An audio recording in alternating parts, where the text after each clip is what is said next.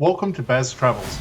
After driving 14,826 kilometers through 24 states and Washington DC, I've seen rocket launches to the Grand Canyon and Hoover Dam. I've explored Route 66, ghost towns, deserts, snow, and beaches on both coasts. From Vegas casinos to Alcatraz, the White House to Hollywood. Join me for a journey of the ordinary and the extraordinary. Loading destination. Simulation starting in 3, 2, 1.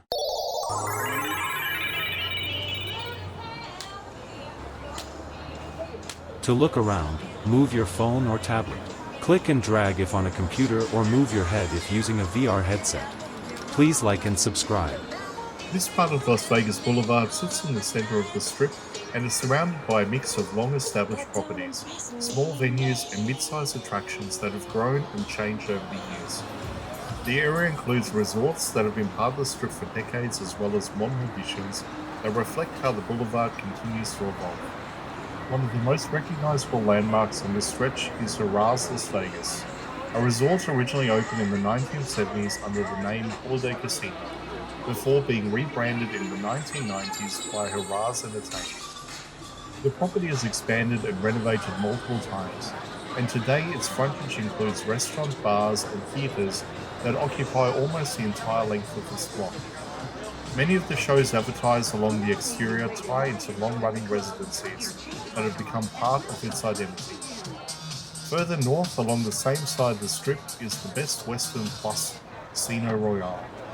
Despite its modest size compared to surrounding mega resorts, it has maintained a presence here since the early 1990s. Casino Royale is known for being one of the few smaller independently operated casinos remaining on this part of Las Vegas Boulevard. Its position between much larger neighbors has made it a familiar landmark simply because of the contrast in scale. The storefronts and theater signage in this area reflects how entertainment continues to be a major draw along this block. Venues here frequently host production shows, celebrity acts, and long-running performances that have changed hands over the years as new talent arrives in the Strip. This block consistently advertises multiple shows at once, each promoted with prominent exterior displays. Restaurants and food outlets line the lower levels of the buildings in this section. Many of the establishments have changed tenants over the time as culinary trends shift. Some specialize in fast casual dining, aimed at tourists seeking quick meals between attractions, while others offer longer sit-down options attached to resort dining programs. Their placement right along the sidewalk creates a continuous frontage of eateries and branded spaces. Architecturally, the buildings on this side of the Strip form a dense corridor. Most were constructed or heavily renovated between the 1980s and 2000s, and the result is a combination of older hotel casino structures with updated facades. The layout reflects the evolution of Las Vegas from an era of individually themed resorts to today's more streamlined exteriors focused on signage, restaurants, and entertainment. This part of the boulevard also sits close to several pedestrian crossings and mid-block pathways, designed to control the flow of visitors along the center strip.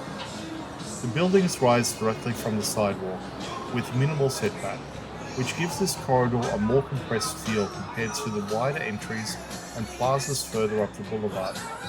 This segment of the Strip offers a snapshot of the city's layered development: long-standing hotel casinos, mid-sized entertainment properties, small but historic venues, modern restaurant fronts, and the constant presence of show advertising that marks Las Vegas as an ever-changing performance capital.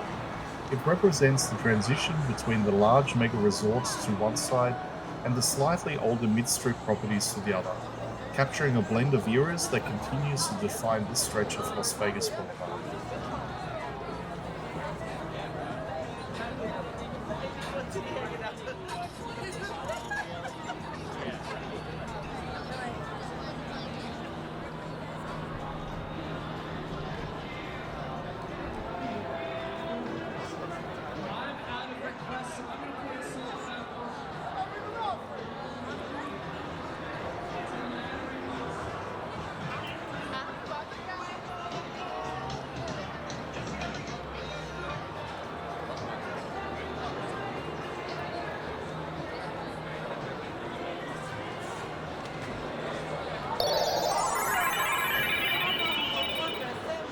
Simulation terminated.